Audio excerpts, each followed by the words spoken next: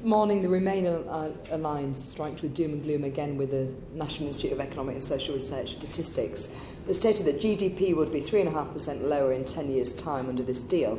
Yet this discounts the government's plan for a more ambitious, comprehensive trade agreement with the European Union. What gains do the panel think are to be made for the UK from the removal of the customs union and barriers under an independent trade policy with the US and the rest of the world? Whoever would like to answer. So what are the benefits and gains for the UK of having this independent trade policy?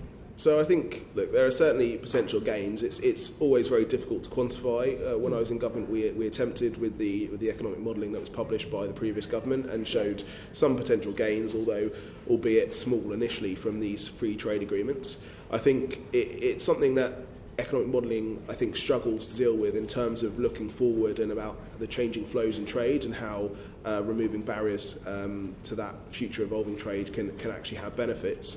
I think, look, what is clear is that the approach and the shift from the current status quo baseline of no barriers between UK and EU will have an impact on cost of business, and that will have an impact on the economy. I think the question then is what response the government takes in terms of policy, not just with the EU, but wider economic policy, wider fiscal policy, and then also its trade agreements with the rest of the world. And these models are certainly part of the assessment of any agreement we strike with the EU, and I think it's right that we take them seriously, but we also have to recognise they're looking at the impact of a deviation from a baseline, and that's, yes, there are costs when you put barriers in, but then it's a question of the opportunities as well. What the wider economic policy is going to be, and that I think remains to be seen.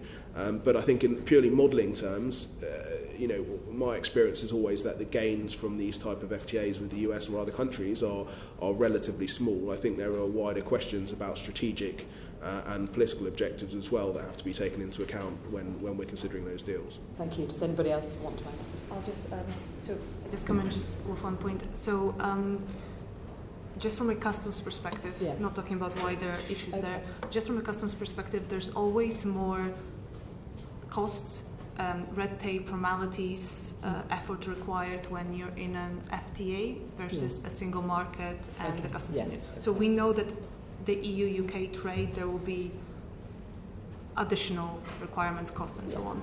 In terms of other FTAs, yes, utilization of these agreements overall globally is an issue that will, to a very large extent, depend how they are implemented. Because the benefits, if no one uses these trade agreements, there are no benefits. So you have to make sure that companies actually use them to maximize the benefits. But there will be this trade-off between how much additional costs and red tape we're putting in with the EU versus how much we're removing with other countries and how much we utilize it. It's incredibly difficult to quantify, but that's where the balance is.